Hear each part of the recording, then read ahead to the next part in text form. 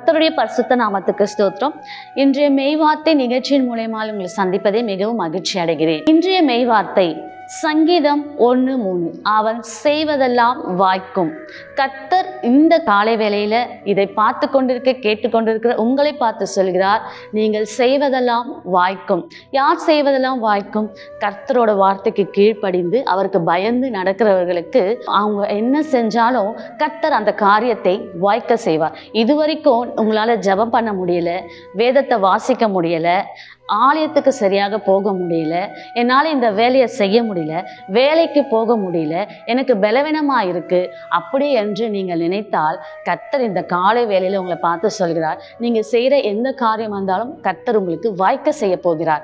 கர்த்தர் உங்கள் காரியங்களை வாய்க்க செய்ய போகிறார். ஸோ அதுக்காக இப்போ நம்ம ஜெபம் பண்ணுமா? கர்த்தாவே ஏசப்பா, இதுவரைக்கும் ஆண்டவரே ஏசப்பா, யாரோட இதை பார்த்து கொண்டிருக்கிற ஒரு சிலரோட காரியங்கள் வாய்க்காமல் இருந்தால் கர்த்தாவே அந்த காரியத்தை நீங்கள் வாய்க்க செய்யும்படியா நாங்கள் ஜெபிக்கிறோம். அதற்காக உமக்கு நாங்கள் நன்றியை செலுத்துகிறோம் ஆண்டவரே. ஏசப்பா, உங்கள் கரத்தில் நாங்கள் ஒப்பு கொடுக்குறோம் ஆண்டவரே. காரியங்களை வாய்க்க செய்கிற தேவன் நீர் ஆண்டவரே. ஏசப்பா, எங்களால் கிடையாது ஏசப்பா, மனுஷனால எதுவுமே முடியாது, எல்லாத்தையும் வாய்க்கிற செய்கிற தேவன் நீராக இருக்கிறீர் ஆண்டவரே.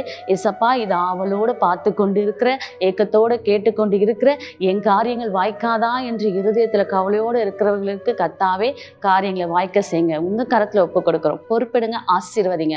கர்த்தருடைய பரிசுத்த நாமத்துக்கு ஸ்தோத்திரம். கலங்காதிருங்கள், பயப்படாதிருங்கள், இயேசு உங்களை நேசிக்கிறார். கர்த்தருடைய பரிசுத்த நாமத்துக்கு ஸ்தோத்திரம். ஆமென்.